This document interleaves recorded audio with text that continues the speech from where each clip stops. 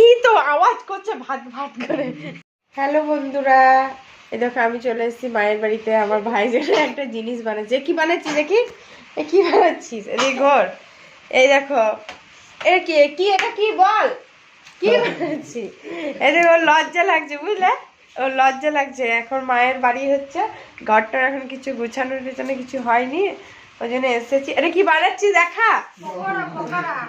পকোড়া বানাচ্ছে বুঝলে। কিসের বলো তো? শিলং মাছের পকোড়া বানাচ্ছে। কাটলো ছোট ছোট পিস পিস করে, তাই না রে?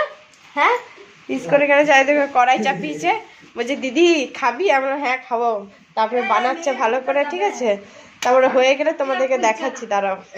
এই দেখো আমার ভাই পকোড়া বানিয়ে নিয়েছে, শিলং মাছের পকোড়া। দেখি খেয়ে কেমন হয়েছে। আমি এবার খেয়ে দেখি কেমন হয়েছে।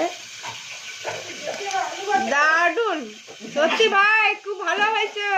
তুই একটা হোটেল খুলে দিবি। টাটা বাই, গুড নাইট তোমাদের সবাইকে। এই দেখো